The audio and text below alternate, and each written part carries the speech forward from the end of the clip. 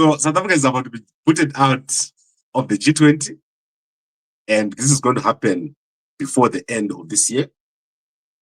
The reason why South Africa is being put out of the G20 is because of the fight with the United States of America. Specifically, the ambassador of South Africa to the United States was thrown out, Ibrahim Rasool, after he made some inflammatory comments about President Trump. So yesterday, President Cyril Ramaphosa has appointed Mcebisi Jonasi as a special envoy to the USA. The reason why they appointed a special envoy and not an ambassador is because there was a big chance that President Trump was going to refuse to accept the credentials of the new ambassador. So a special envoy doesn't have to present credentials to the president. So that is why they appointed a special envoy, Mcebisi Jonasi. Mcebisi Jonasi is the chairman of MTN. That is one of the biggest telecommunications companies in South Africa. He's also the chairman of Northern Platinum. So he's going to hold these two positions and also be a special envoy to the United States of America.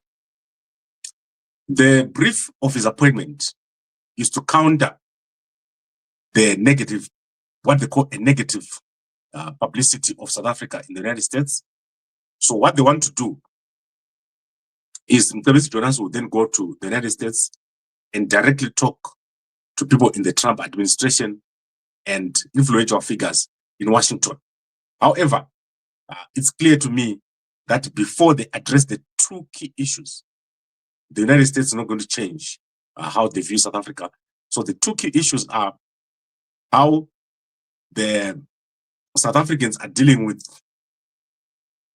the Afrikaners, basically. That is one of the big issues.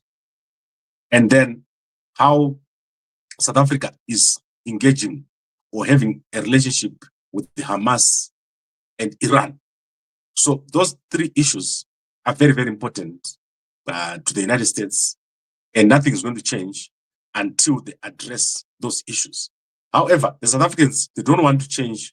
They are not making any move towards changing on those issues. So you're going to see by the time we get to end of year, South Africa will probably have been thrown out of G20, although they're going to be assuming the presidency. So why would they be thrown out? They'll be thrown out because, firstly, South Africa has got the lowest GDP of the G20. They actually don't belong in there. They are what is called DEI. They are just part of it, just because it's good to have an African country in there. But I believe that they're going to throw them out. South Africa has also set up some priorities for G20, which conflict with the United States of America. And the United States believes that you should be in there for what we call meritocracy, whereas the South Africans are talking of other things. So they're talking of solidarity. I think they're talking of solidarity, equality, and all those kind of things. That is what the South Africans are talking about in G20. And that is totally opposite to what the United States want for G20. So you're going to see a massive fight between the United States and South Africa. And I wish luck to Mcebisi Jonasi here, who is going to be going to the United States. The United States is not a country that you can just change their mind. Once they adopt a policy, I believe that they stick to that policy. And normally it's you who has to change. So if you are a country, you are the one that needs to change, not the United States. They're not going to change for you, especially if they designate your country as a state sponsor of terrorism. So you can imagine South Africa has been designated as a state sponsor of terrorism by the United States.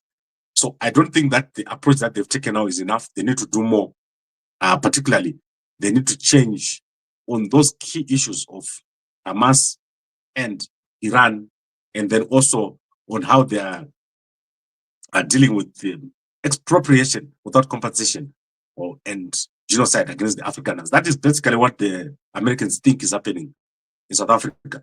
And we are aware that President Trump has said that he's not going to be coming to the summit of G20 here in South Africa. And the issues are just so many. They need to be addressed. Funding has been pulled out of South Africa. That is not coming back.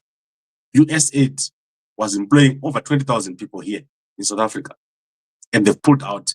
Massive job losses have taken place.